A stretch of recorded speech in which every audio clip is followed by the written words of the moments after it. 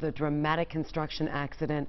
2 workers inside a cherry picker rushed to the hospital, and right now the investigation into what happened is underway. WLWT News 5's Karen Johnson joining us from the scene along Main Street in Sharonville. What's the latest, Karen? Well, Mike, 2 workers were in a cherry picker. A scene all happened behind me. They just towed the cherry picker away. They were painting street lights this afternoon when the lift they were in made contact with overhead power lines. One witness who owns nearby Main Street Family Advisors describes what he saw right after that happened. I was sitting at the desk, the front desk in our reception area, and there was a big ball of fire. The fire went clear down the pole.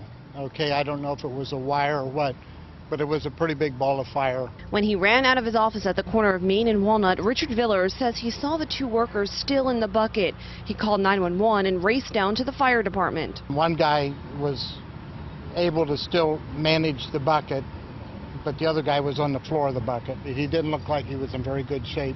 Sharonville police say both men were contract workers for the city of Sharonville. They were stripping and power washing the light pole at the time. Police say they were both seriously hurt and rushed down to UC. But it was pretty dramatic. And right now, Public Works, Sharonville police are on scene. It appears they're in the final stages. They're tearing down some of the police tape and cleaning up. Duke Energy was also on scene. The crews have since left. At this time, though, police have not released the names of the 2 workers or the company they were working for. Reporting live in Sharonville tonight, Karen Johnson, WLWT News 5. Karen, thank you. Main Street remains open. A stretch of Walnut is closed while crews are investigating.